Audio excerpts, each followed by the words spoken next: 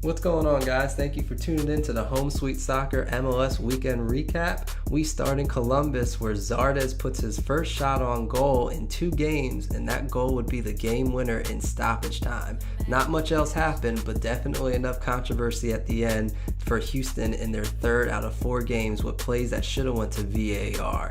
As you see, with the pass coming in, while Zardes is on sides, Patrick Mullins looks to be off. When he jumps up and tries to head the ball, he misses, but some can argue that him jumping up and going for the header is affecting the play. And by the rules, if someone is off sides, they cannot affect the play in any way. You see with the pass here, Patrick is offside, but we'll let you guys decide. Moving to New England, something you wouldn't expect, Jack Elliott, the backup center back for the Union, scoring 2 goals, replacing Mark McKenzie, the first off of a corner flick and then the second off of a rebound from Fafa Pakal. Jack Elliott now has more goals on season than David Accam as the Union take an early 2-0 lead. New England would come back to tie it 2-2, but then a ridiculous handball in the 77th minute saw Fafa scoring a PK for the Union to win 3-2.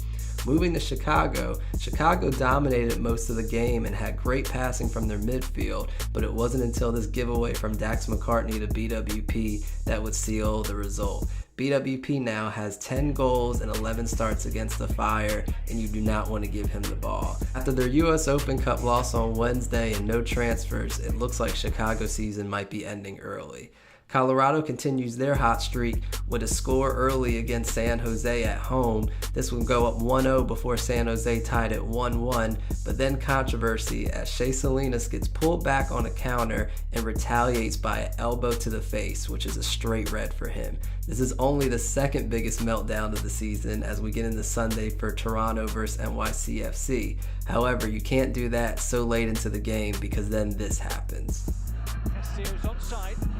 Boateng, still Boateng! Oh, he sneaked it in! Nana Boateng, his first goal for the club, and what a goal! This would be Colorado's 2nd week in a row with a stoppage time game winner. On our way to Utah, you have Plata put in an early PK to give RSL the 1-0 lead, but then Montreal would come back in the second half to equalize it with a game that would end in 1-1. Moving to LA, Zlatan had a chance to put a dagger in the game, but his free kick goes off the woodwork as LA would be up 2-1 until 4 minutes later, where Minnesota would go downfield and hit this on the counter. But in the weekend of boneheaded plays, this game was not over yet, as Calvo would pick up the ball and throw it already on a yellow card, in which then he would receive his 2nd yellow and get a red card. The game would end 2-2, but LA would have to feel that they dropped 2 points. After a heartbreaking penalty shootout loss on Wednesday's US Open Cup semifinal, the other LA team would go down at home 2-0 at Sporting Kansas City because of, you guessed it, a PK. But props to their backup keeper Lopez for going out in style. Moving to Portland, if you can't figure out the Vancouver Whitecaps, neither can I.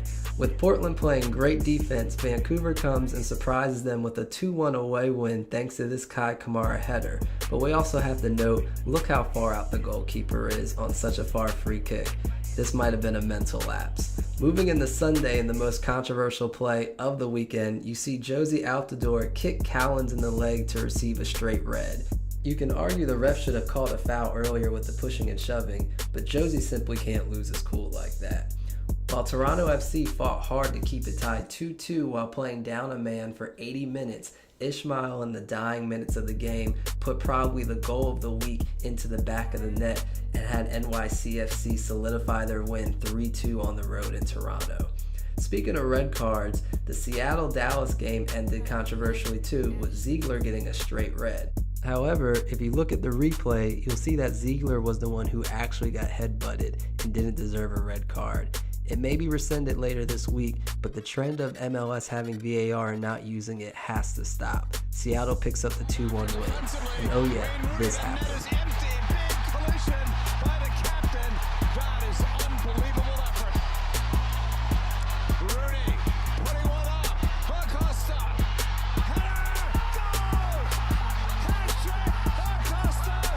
Orlando City's giving up stoppage time goals is certainly nothing new, but you should look at Acosta as he does trip on the counterattack and wonder what could have happened. Thanks for tuning in, guys.